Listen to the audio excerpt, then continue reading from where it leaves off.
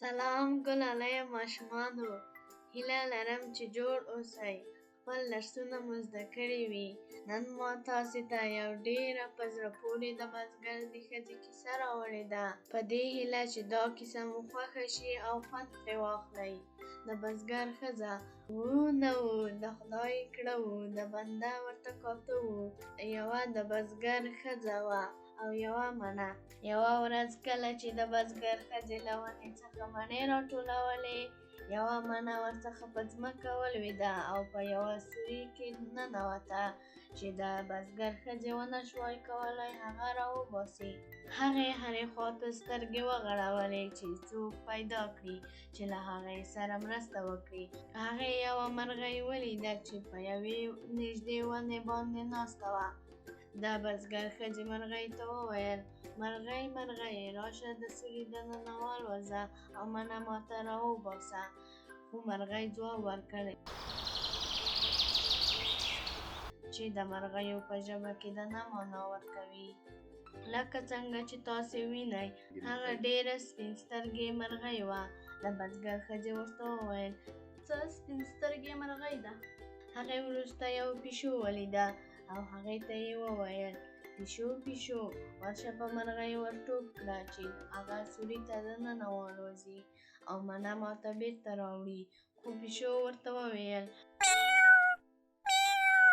چې د پیشوګانو په ژبه د نه معنا ورکوي. هغه یوه سپین سترګې پیشکه وه. نو د بزګر ښځې ورته وویل: څه سپین سترګې پیشکه ده؟ وروسته بیا هغې یو سپی ولید. سپي ته یې وویل: سپیه ای سپیه، ورشه په پیشو باندې حمله وکړه چې هغه پر مرغۍ ور ودانګي او مرغۍ په سوري کې دننه والوځي او مڼه ماته بېرته راوړي. خو سپي هغې ته وویل چې د سپیو په ژبه کې د نه معنا ورکوي. ګوري چې هغه یو بې ادبه کوچنی سپی و. نو د بزګر ښځې وویل: او خدایه، څه سپین سترګی سپی دی. له دې وروسته هغې خپل شاوخوا ته وکتل او د شاتو یو مچۍ پیدا کړه. ښځې مچۍ ته وویل: مچۍ مچۍ، ورشه سپی وچیچه چې هغه په پیشکه باندې ورټوپ کړي او پیشکه په مرغۍ باندې حمله وکړي او مرغۍ سوري ته دننه والوځي او مڼه ماته بېرته راوړي. خو مچۍ وویل چې د مچیو په ژبه کې د نه معنا لري. تاسې ګورئ چې په اصل کې هغه یوه بې حیا مچۍ وه. ځکه د بزګر ښځې وویل: او خدایه، څه سپین سترګې مچۍ ده. د بزګر ښځې بیا هرې خواته نظر واچوه او یوه د مچیو خاوند یې ولید او هغه ته یې وویل: د مچیو خاونده، ای د مچیو خاونده، دغې مچۍ ته ووایه چې سپی وچیچي چې هغه په پیشکه پسې ودانګي او پیشکه په مرغۍ ورټوپ کړي او مرغۍ لاندې په سوري کې والوځي او مڼه ماته بېرته راوړي. د مچیو خاوند ورته وویل: نه، زه دا کار نه کوم.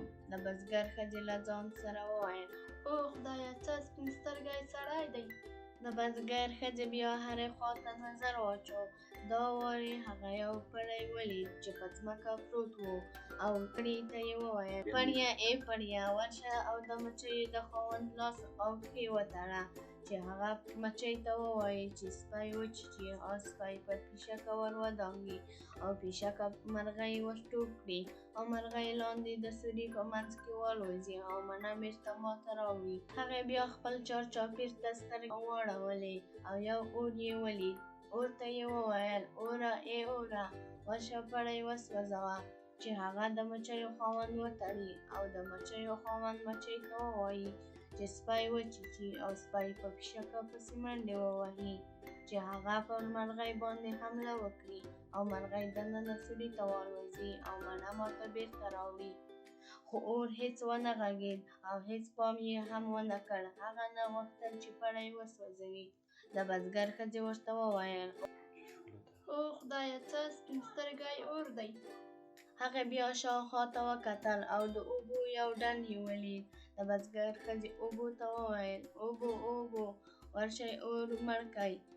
ځکه چې هغه پړی نه سوځوي، ځکه چې پړی د مچیو خاوند نه تړي او هغه مچۍ ته نه وایي چې ولاړ شي او سپی وچیچي، او سپی په پیشکه پسې منډې نه اخلي او پیشکه په مرغۍ نه ورټوپ کوي او مرغۍ لاندې سوري ته نه الوځي چې مڼه ماته راوړي. خو اوبو د دې خبرو ته هېڅ غوږ نه کېښود. د بزګر ښځې ورته وویل: او خدایه، څه سپین سترګې اوبه دي. وروسته د بزګر ښځې ټولو خواوو ته وکتل او یوه غوا یې ولیده. او د بزګر ښځې غوا ته وویل: غوا ورشه ټولې اوبه وڅښه، ځکه چې هغه اور نه مړ کوي او اور پړی نه سوځوي چې پړی د مچیو خاوند وتړي او د مچیو څښتن مجبوره شي چې مچۍ ته ووایي چې سپی وچیچي او سپی ولاړ شي او پر پیشکه برید وکړي، پیشکه پر مرغۍ ورټوپ کړي او مرغۍ ناچاره شي چې سوري ته والوځي او مڼه ماته بیرته راوړي. غوا یوازې نارې کړې چې د غواوو په ژبه د نه معنا لري. د بزګر ښځې چیغه کړه او ویې ویل: او خدایه، څه سپین سترګې غوا ده. د بزګر ښځې له ناچارۍ څخه یو وار بیا هرې خواته وکتل او بیا یې هماغه مرغۍ په ونه کې ناسته وه. نو مرغۍ ته یې وویل: زه له تا څخه یوه هیله لرم چې د هغوی یوه مښوکه ووهې. مرغۍ ورته وویل: ډېر ښه، زه ستا خبره منم چې غوا په مښوکه ووهم، خو په دې شرط چې بیا له ما څخه هیله ونه کړې چې زه د سوري منځ ته والوځم او مڼه درته راوړم. د بزګر ښځې په ځواب کې مرغۍ ته وویل: سمه ده، ته یوازې او یوازې غوا په مښوکه ووهه. نو مرغۍ چې په سر کې یې خبره نه وه منلې والوته او غوا یې یوه کلکه مښوکه ووهله.